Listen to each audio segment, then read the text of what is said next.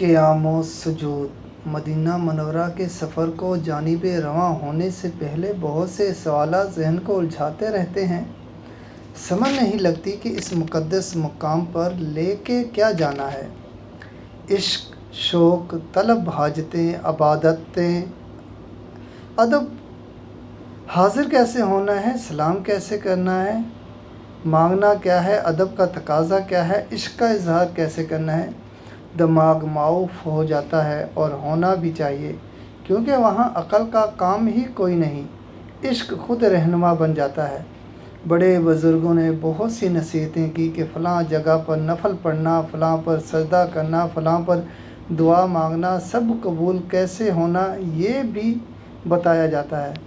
انسان بغیر عشق کے محبوب کے در پر جائے تو انسان بن کے آتا ہے، اور اگر عشق کے ساتھ جائے تو عاشق کے نام کی سند لے کے آتا ہے۔ پہلی بار جب اس کوچہ محبوب پر حاضر ہونے کا شرف ملا تو کچھ معلوم ہی نہیں تھا کہ سوائے اس بات کے کہ ہم مدینہ جا رہے ہیں۔ یہ بھی رب کے رمزیں ہیں۔ شاید عشق کی ہانڈی میں ابال لانے کے لیے ضروری ہوتا ہے کہ انسان خالی دامن کے ساتھ آئے اور جھولی بھر کے لے جائے۔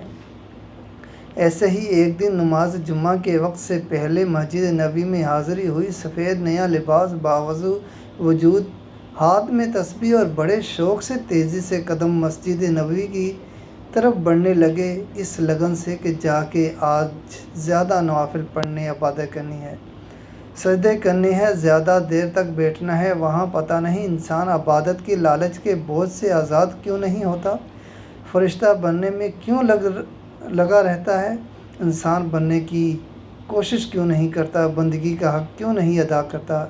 بڑی تیزی سے آگے والی صفوں کی طرف بڑھی، لیکن جگہ نہیں ملی۔ بہت افسردگی کے ساتھ پیچھے بیٹھ کے یہ سوچتی رہی کہ جو آگے بیٹھے وہ کتنے خوش قسمت لوگ ہیں۔ سمجھ نہیں آئی یہ بات کہ قسمت بنانے والے کے لیے فاصلہ فیصلہ کن نہیں ہوتا، کبھی بھی وہ مقام اور مقام دونوں سے ماروا ہوتا ہے۔ خیر جائے، نماز بچھا کے میں نے دھڑا دھڑ سجدے کرنا شروع کر دیے۔ عشق سے خالی سجدے، صرف عبادت کے شوق میں لپٹے ہوئے، ساتھ بیٹھے بوڑھے وجود سے بیگانہ، میں عبادت میں مگن کہ ایک دم سے اس عورت پر میری نظر پڑی تو وہ کب کی ساخت بنی بس سبز گنبد کو تختی باندھ کے دیکھتی جا رہی تھی، اور غور کیا تو وہ نفل پڑھ رہی تھی، لیکن دیکھ سامنے رہی تھی۔ جیسے ہی اس نے سلام پھیرا، میں نے کہا، نماز کے دوران سامنے یا اوپر نہیں دیکھتے۔ اس نے آہ بھر کے جواب دیا، جب محبوب خود مجسم سامنے ہو تو سجدوں میں کسے ڈھونڈنا ہے۔ ہم کلام ہونا ہو تو یہ ظاہری عبادت کا وجود کوئی معنی نہیں رکھتا، ساجد اور مسجود کے درمیان یہ وجود کا سجدہ بھی حجاب ہے۔ پھر مجھ سے پوچھنے لگی کہ تمہیں معلوم ہے کیا نماز کا سب سے اہم رکن کون سا ہے؟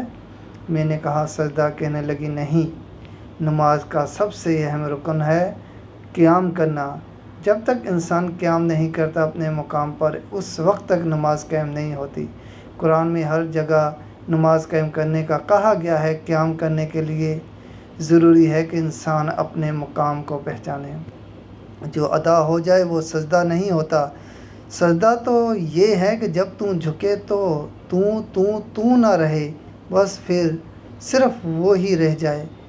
یہ قیام و سجود سب بس عشق کی تفسیریں ہیں۔ تو محبوب کو پڑھ لیں اور عشق اندر اتار لیں، تیری سب عبادتیں مقبول۔ ادائے دید سراپا نیازی تھی تیری، کسی کو دیکھتے رہنا نماز تھی تیری۔ ازاں ازل سے تیرے عشق کا ترانہ بنی، نماز اس کے نظارے کا ایک بہانہ بنی۔